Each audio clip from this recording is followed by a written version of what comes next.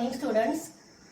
आज आपण solid state मधला तिसरा पॉइंटला सुरुवात करणार आहे आणि पॉइंटचं नाव आहे क्रिस्टल डिफेक्ट.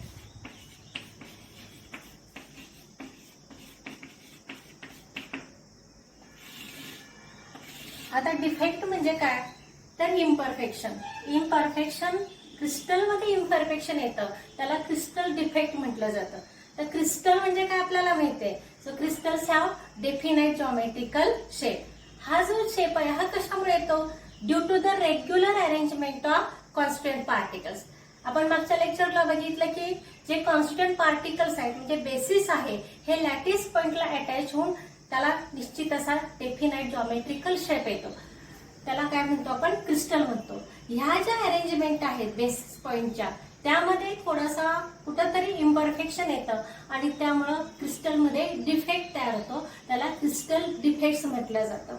म्हणजे फॉर एक्झाम्पल साधं सोप्या सांगायचं झालं तर तुम्ही 100 विद्यार्थी आहात आणि वर्गामध्ये बसलाय आणि मी सांगितलं तुम्हाला की वर्गाच्या बाहेर जा 10-10च्या लाईन करा आणि 10-10च्या 10 लाईन करा आणि प्रत्येकामध्ये एका हाताचं अंतर असलं पाहिजे आणि तुम्हाला मी वेळ दिला की 10 मिनिटांनी मी बाहेर आले तर तुम्ही बरोबर 10-10च्या लाईन मध्ये उभा राहिला असाल आणि छानपैकी चौरस आकार तयार झाला असेल. पण समजा मी असं म्हटलं की तुम्ही 100 विद्यार्थी बाहेर जा आणि एका मिनिटात मी बाहेर आल्याने बघितलं समजा तर तुमच्या लाईन्स त्यावेळी व्यवस्थित झालेल्या असतील का नाही. म्हणजे तुम्हाला जर टाइम दिला नाही त्या लाईन व्यवस्थित करायला तुमच्या पोझिशन व्यवस्थित घेण्यासाठी तर तुमच्या ज्या लाईन्स आहेत हे व्यवस्थित होणार नाही आणि त्यामुळे ते जे शेप आहे हा शेप चौरस येईल का येणार नाही. तसंच आहे की जेव्हा हा क्रिस्टल तयार होतो त्यावेळी जर क्रिस्टलायझेशन प्रोसेस आहे म्हणजे क्रिस्टल फॉर्मेशनची प्रोसेस आहे हे जर फास्ट झाली तर ते जे पार्टिकल्स असतात त्यांना वेळ मिळत नाही त्यांच्या डेफिनाइट पोझिशनला जाण्यासाठी आणि त्यामुळे तिथं डिफेक्ट तयार होतो. त्याला आपण क्रिस्टल डिफेक्ट्स म्हणतो. हे क्रिस्टल डिफेक्ट म्हणजे काय these are the imperfections observed in crystal due to irregularities in the arrangement of particles. Particle means atoms, ions or molecules. That is known as a crystal defect. So there are 3 types of the crystal defects. First is point defect. Second is line defect. And third is plane defect. Even though there are 3 types, for your syllabus only point defect is concerned. So point defect means what? The name itself indicates that there is defect in the point. Point means lattice point. So when the constituent particles at this lattice point are missing or they have different arrangement, then that is called as a point defect. So this point defect is again classified into 4 classes. 3 classes. One is stoichiometric defect.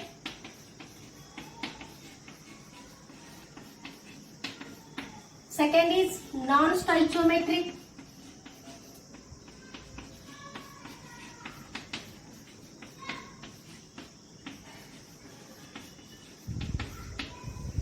And third is impurity defect. जे point defect हा कशामुळे दिसतो it is observed due to the irregular arrangement of the basis points at the lattice point. That is called as a point defect. So there are 3 types of point defect.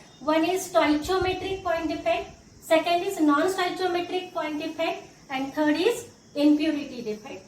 Stoichiometry म्हणजे काय तर stoichiometry means there is the same ratio of atoms or cation to anion ratio as that of the chemical formula.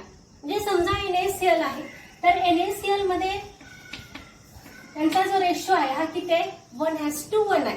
म्हणजे cation to anion ratio बदलत नसेल समान राहत असेल तर त्याला म्हटलं जातं stoichiometry. So defect is observed but the ratio of atoms or ratio of cation to anion does not changes. That is known as a stoichiometric defect. In non-stoichiometric defect, the defect observed but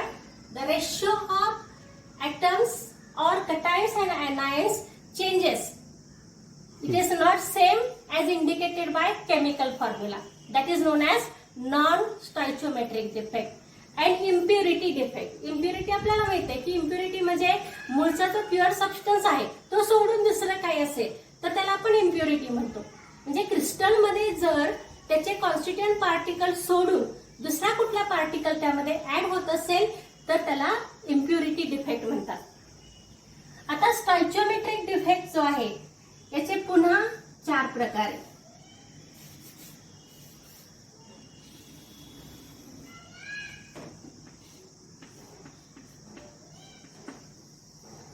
First type is vacancy defect.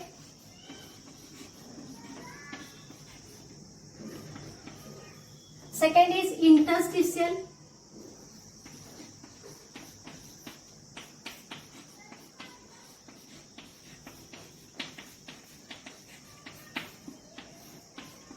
Third is Schottky defect. And fourth is Frenkel defect. So these are 4 types of stoichiometric defect. One is vacancy defect, self-interstitial defect, Schottky defect, and Frenkel defect. First is vacancy defect. The name itself indicates that there is vacancy. Vacancy म्हणजे रिकामी जागा असते. म्हणजे crystals तयार होत असताना एखादा lattice point हा मिसिंग होतो. कॉन्स्टिट्युएंट पार्टिकल्स हा त्याच्या जागी असत नाही. So it is lost from the crystal and it creates vacancy. That is called as a vacancy defect. Second is self-interstitial defect. So I have shown here in the diagram.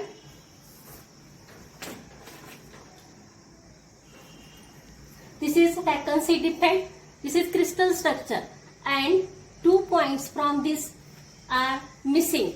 So they creates vacancy. So due to the loss of the or missing particles from their lattice side, the vacancy defect is created, and that defect is called as a vacancy defect. So in this vacancy defect, as particle is lost, so that mass of the crystal decreases. But volume remains same. Volume does not changes, and so that density of this crystal also decreases. So in vacancy defect, mass and density decreases and volume remains unchanged. Second type is self-interstitial defect. Self-interstitial defect includes interstitial word. Interstitial means it is the vacant space in between the lattice points. So these are the vacant spaces that are known as a interstitial spaces. So when particle present at the interstitial site and creates defect, that is called as a self-interstitial defect. The self-interstitial defect मध्ये जो particle आहे हा lattice पॉइंटला आहे, याशिवाय काही particles हे interstitial space मध्ये येतात आणि त्यामुळे डिफेक्ट तयार होतो. त्याला म्हटलं जातं सेल्फ इंटरस्टिशियल डिफेक्ट. याचे 2 प्रकार आहेत. समजा ए आपण बघितला इथं, तर ए पॉइंट मध्ये आपण बघू की इथं हा जे पार्टिकल्स आहे हा न्यूली ऍडेड आहे. जे same particle from the same lattice point. जसा लॅटिस पॉइंट मध्ये पार्टिकल्स आहेत त्याच्यासारखाच दुसरा त्याच इलेमेंटचा दुसरा पार्टिकल आपण इथं ऍड केला तर इथं क्रिस्टल मध्ये डिफेक्ट येतो. त्याला म्हटलं जातं सेल्फ इंटरस्टिशियल डिफेक्ट. आता हा पार्टिकल सेम ऍटमचा आहे. म्हणजे समजा मॅग्नेशियमचा क्रिस्टल असेल तर इथं मॅग्नेशियमचा ऍटम हा मॅग्नेशियमचा ऍटम आहे, आपण इथे इंटरस्टिशियल साईटला ऍड केला तर त्याच्यामुळे हा डिफेक्ट तयार झाला. त्याला आपण सेल्फ इंटरस्टिशियल डिफेक्ट म्हणू. आता इथं काय होणार आहे तर आपण हा एक्स्ट्रा पार्टिकल ऍड केला त्यामुळं क्रिस्टलचं मास इन्क्रीज होतं. व्हॉल्यूम आहे तेवढंच राहणार आहे, पण मास इन्क्रीज झाल्यामुळं व्हॉल्यूम सेम असल्यामुळं याची डेन्सिटी काय होणार आहे, इन्क्रीज होणार आहे. दुसरा जो प्रकार आहे सेल्फ इंटरस्टिशियल डिफेक्टचा, यामध्ये आपण काय केलं तर इथं हा जो पार्टिकल आहे that particle from its crystal lattice point that is shifted towards the interstitial side. म्हणजे फक्त हा जो इथं लॅटिस पॉइंटचा आहे पार्टिकल हा शिफ्ट होतो आणि इंटरस्टिशियल साइटला जातो. त्यामुळे काय होतं तर त्याची मूळची जी जागा आहे ही व्हॅकंट राहते. So it create vacancy. So it is combination of interstitial effect as well as vacancy effect. So in this case, particle is shifted from its main point, original site, to the interstitial site. So as there is no extra particle is added, mass of the crystal does not changes, volume of the crystal also does not changes, and also density remains same. So this is self interstitial defect. Third point is Schottky defect. So in Schottky defect, it is observed in the ionic solids. So in ionic solids, if there is say cationic and anion size is same. So there is a less difference in the size of cation and anion, then we observe the Schottky defect. So in this Schottky defect, one cation and anion is lost from its site. So it creates vacancy at their original site. So it is vacancy defect. जे Schottky defect जो आहे हा ionic compound दाखवतो आणि ह्या ionic compounds मध्ये positive आणि negative आयनची pair lost होते. फक्त कटायन किंवा अनायन एकटा मिसिंग होत नाही. तर at a time pair of cation and anion is lost from their original site and so they create the vacancy. आणि हा जो डिफेक्ट आहे त्याला म्हटलं जातं Schottky defect. It is observe due to cation and anion vacancy. आता हा जो डिफेक्ट आहे हा स्टॉइचियोमेट्रिक आहे. त्यामुळे जेवढे कटायन्स लॉस होतील तेवढेच अनायन्स तिथं लॉस होतात. आता याची कंडिशन काय आहे तर हा जो डिफेक्ट आहे हे अशा आयोनिक सॉलिड्स दाखवतात की ज्याच्यामध्ये ions which have positive and negative ions have less difference in their atomic size. That means ratio of R plus to R minus, R plus and R minus is very less. Second point is that they have high coordination number. And third is they must have high ionic character. आता याच्यामुळे काय होतं Schottky defect मुळे तर इथं आपण बघितलं की कटायन आणि अनायन लॉस होतो आणि त्यामुळे इथं मास काय होणार आहे डिक्रीज होणार आहे. Mass of the crystal decreases, volume remains unchanged, and so that density also decreases in Schottky defect. आता हे Schottky डिफेक्टचं जे एक्झाम्पल आहे यामध्ये कुठलंही आपण आयोनिक सॉलिड घेतलं NaCl असेल KCl असेल, these are examples of the Schottky defect. Next, fourth point is Frenkel defect. The Frenkel defect is also shown by ionic solids. पण फ्रेंकेल डिफेक्ट मध्ये काय होतं जसं Schottky डिफेक्ट मध्ये पॉझिटिव्ह आणि निगेटिव्ह आयन लॉस्ट होतो तसं फ्रेंकेल डिफेक्ट मध्ये generally ion is shifted towards its interstitial position. There is no loss of or no missing of the ion. The ion is only shifted from its site to the interstitial site. Generally, cations are shifted from their original site to interstitial site. या ठिकाणी जो मूळची जागा आहे तिथून cation हा interstitial पोझिशनला काय होतो शिफ्ट होतो आणि त्यामुळे डिफेक्ट दिसतो आपल्याला. So such defect observe due to shifting of the ions towards interstitial site that is known as a Frenkel defect. आता फ्रेंकेल डिफेक्ट जो आहे इथं शिफ्टिंग झाल्यामुळे काय होतंय it creates vacancy and so that Frenkel defect is combination of vacancy defect and interstitial defect. So in this Frenkel defect, as positive ions are only shifted, there is no change in the mass, no change in the volume, and also no change in the density. आता Frenkel defect कोण दाखवणार आहे condition काय याची तर जे ions आहेत which have large difference in their sizes, cation and anion, that show this Frenkel defect. म्हणजे इथं कटायन आणि अनायन याची ॲटॉमिक साईज मध्ये जास्त डिफरन्स असला पाहिजे. दुसरं याचा कोऑर्डिनेशन नंबर कमी असला पाहिजे. They have low coordination number and also they have low ionic character. So second type of the point defect is non-stoichiometric defect. In non-stoichiometric defect, we know that the ratio of cation to anion or ratio of atom changes. It is not same as indicated by chemical formula. That is known as non-stoichiometric defect. So in non-stoichiometric defect, there are two types. First is metal deficiency defect and second is metal excess defect. तर metal deficiency defect म्हणजे काय, तर त्याच्या नावामध्येच आहे की मेटलची काय आहे, deficiency. म्हणजे समजा आपण इथं घेतलं की निकेल ऑक्साईड आहे, तर ह्या निकेल ऑक्साईड मध्ये निकेल टू ऑक्सिजन हा रेशो किती असायला पाहिजे, 1:1 असायला पाहिजे. पण जर इथला समजा निकेल पार्टिकल इथून लॉस्ट झाला तर इथं वॅकन्सी क्रिएट होते आणि आपल्याला डिफेक्ट दिसतो. So this defect is observe due to the vacancy of metal ion at its lattice point. That is called as a metal deficiency defect.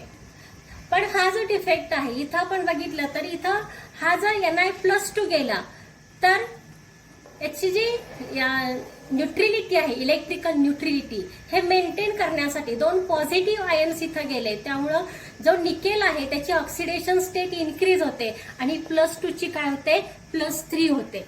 म्हणजे इथं इलेक्ट्रिकल न्यूट्रिलिटी मेंटेन केली जाते. Ni+2 आहे बाकी ठिकाणी आपण बघितलं तर इथं जे ऑक्सिडेशन स्टेट आहे निकेलची ही इन्क्रीज होते, +2 ची +3 होते. म्हणजे दोन पॉझिटिव्ह चार्ज कमी झाले त्यामुळे दोन निकेलची पॉझिटिव्ह ऑक्सिडेशन स्टेट एक न काय होईल, इन्क्रीज होईल. म्हणजेच metal deficiency defect is observed in those metals which show variable oxidation state. आता इथं जर आपण बघितलं तर एक निकेल कमी झाला त्यामुळे याचा जो रेशो आहे हा काय असतो, Ni.97 हॅज टू ऑक्सिजन 1. इथे हा रेशो काय झाला तर नेहमीच्या केमिकल फॉर्म्युला सारखा नाही, म्हणूनच हा डिफेक्ट कसा आहे, नॉन स्टॉइचियोमेट्रिक डिफेक्ट आहे. आता इथं ऍटम लॉस झाला, व्हॉल्यूम आहे असंच आहे, पण इथं ऍटम लॉस झाला, इथला आयन लॉस झाला, त्यामुळे काय होतं तर याचं मास डिक्रीज होतं. मास डिक्रीज झाल्यामुळं याची डेन्सिटी सुद्धा काय होते, डिक्रीज होते. दुसरा जो प्रकार आहे हा आहे मेटल एक्सेस डिफेक्ट. आता इथं आपल्याला माहित आहे की मेटल जादा होणार आहे, एक्सेस आहे. आता हा एक्सेस मेटल आपण ऍड करत असताना हा मेटल हा दोन पद्धतीने आपण ऍड करू शकतो, की एक तर तो पॉझिटिव्ह आयन असेल किंवा न्यूट्रल ऍटम असेल. आता समजा मी इथं आपण एक्झाम्पल घेतलं की झिंक ऑक्साईडचा हा क्रिस्टल आहे आणि या झिंक ऑक्साईडच्या क्रिस्टलमध्ये झिंक ऍटम आपण ऍड केला. आता हा झिंक ऍटम कुठं गेला तर it is added to the interstitial position. So it is type of the interstitial defect in which this zinc atom, it is neutral atom, is present at interstitial site. So as here extra atom is added, its mass goes on increasing. Volume remains unchanged, and so that density of the crystal also increases. Second type जो metal excess defect मध्ये आहे की समजा इथं आपण ion add केला तर ion Zn+2 add केला मी झिंकच्या ऐवजी, तर Zn+2 आयन जेव्हा आपण ऍड करू त्यावेळी हा सुद्धा इंटरस्टिशियल डिफेक्टचा एक्झाम्पल आहे. पण इथं आयन ऍड केल्यामुळं दोन पॉझिटिव्ह चार्ज इन्क्रीज होतात आणि याची इलेक्ट्रिकल न्यूट्रिलिटी मेंटेन करण्यासाठी तर दोन पॉझिटिव्ह चार्ज ऍड केले त्यामुळे दोन इलेक्ट्रॉन सुद्धा इथं ऍड होतात आणि त्यामुळे याची इलेक्ट्रिकल न्यूट्रिलिटी मेंटेन केली जाते. हा सुद्धा इंटरस्टिशियल डिफेक्ट आहे. मास इन्क्रीज होणार आहे, व्हॉल्यूम अनचेंज्ड असेल आणि डेन्सिटी काय होईल याची इन्क्रीज होईल. आता समजा आपण इथं मेटल एक्सेस मध्ये इथं प्युअर मेटल किंवा पॉझिटिव्ह आयन ऍड केला, तसंच आपण इथं दुसरा जो प्रकार आहे मेटल एक्सेस डिफेक्टचा हा आहे बाय एनायन व्हॅकन्सी. म्हणजे एकतर पॉझिटिव्ह आयन इन्क्रीज केलं आपण किंवा इथं एनायनची व्हॅकन्सी क्रिएट केली. हा जो इफेक्ट आहे त्याला आणखीन कलर सेंटर इफेक्ट डिफेक्ट किंवा app centre defect in crystals म्हटलं जातं. आता हा जो डिफेक्ट काय तर याचं मेन त्याचा क्रायटेरिया काय तर इथं आपण जे आयोनिक सॉलिड्स आहेत that are in contact with their papers of the metal. So due to this they create color to the crystal and so it is called as a color centre defect. आता इथं आपण बघितलं तर हे जे example आहे यामध्ये हा NaCl चा क्रिस्टल आहे. यामध्ये Na+Cl- असे आयन्स आहेत, पॉझिटिव्ह निगेटिव्ह. आणि याच्यावरती आपण समजा सोडियम वेपर्स टाकले तर sodium metal get deposited on the surface of this crystal. So as sodium metal is deposited, these negative ions are transferred. They moves towards this surface, and that combines with sodium and form NaCl. So as these negative ions that are shifted, as these negative ions are shifted towards this surface, they lose electron here, and so that they creates this center that is called as a F center. This is negative center, and due to the electron, and these negative ions shifted towards this surface and they combine with sodium and form again NaCl. So this defect is called as a anion frequency defect or color defect or color center defect or F center defect. So due to this defect, it impart color to the crystal. For example घेतलं आपण sodium chloride, तर sodium chloride हा generally white कलरचा crystal असतो, पण in presence of sodium vapour it have yellow colour. So next type of the defect is impurity defect. So in impurity defect it is one of the type of point defect, main type of the point defect. So this impurity defect name itself indicate that it is observed due to the impurity in crystal. Impurity means the atom other than the host atom, that is called as a impurity. So this impurity defect is of two types. One is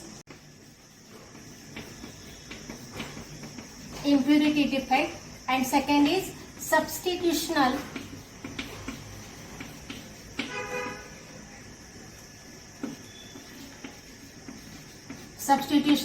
impurity defect. So first is interstitial impurity defect. The name indicates that impurity is present at interstitial site, that is called as a interstitial impurity defect. So example of interstitial impurity defect is steel. So in steel, this is crystal of steel in which the particles present at the lattice point are iron particles. These are host particles, and the impurity of carbon is trapped at these interstitial sites. So carbon is impurity.